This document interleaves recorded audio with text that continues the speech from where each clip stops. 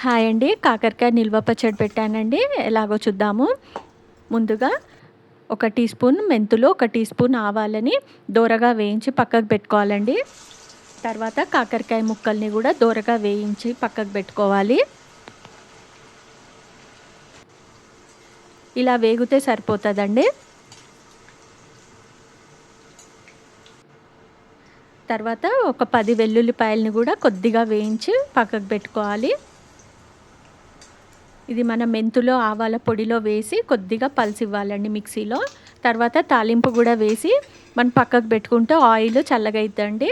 కొద్దిగా తాలింపు గింజలు, తర్వాత 2 వెల్లుల్లిపాయలు, కరివేపాకు, 2 ఎండుమిర్చి వేసి తాలింపుని పక్కకు పెట్టుకుంటే ముక్కలు కలిపే లోపల ఆయిల్ చల్లగా అవుతుందండి. చల్లగైన తర్వాత కలుపుకోవాలి.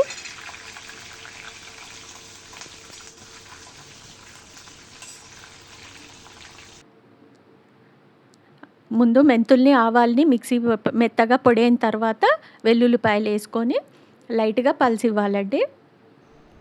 తర్వాత ముక్కలు చల్లగైన తర్వాత ఉప్పు, కారము ఇంక ఇవన్నీ కలుపుకుందాం. ఇప్పుడు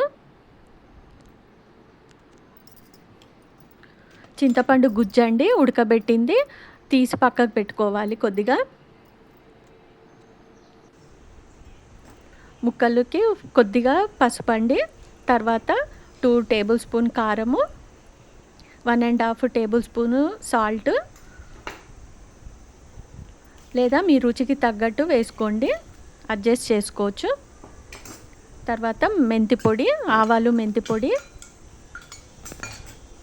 చింతపండు గుజ్జు 2 టీ స్పూన్లు వేసుకున్నాను. ఇవన్నీ మంచి ముక్కలు కలిపిన తర్వాత బాగా పట్టిన తర్వాత తాలింపుని కలుపుకుందామండి. కొంచెం సాల్ట్, కారము అడ్జస్ట్ చేసుకోండి మీకు ఎక్కువ తక్కువ కావాలంటే. ఇలా కలిపిన తర్వాత తాలింపు కూడా కలిపేసుకుంటే కాకరకాయ నిల్వ పచ్చడి రెడీ అండి. బాగుంటుంది, ఒకసారి ట్రై చేయండి. నా వీడియో నచ్చినట్టయితే లైక్, షేర్, సబ్స్క్రైబ్ చేయడం మర్చిపోవద్దండి. నాకు సపోర్ట్ ఇవ్వండి.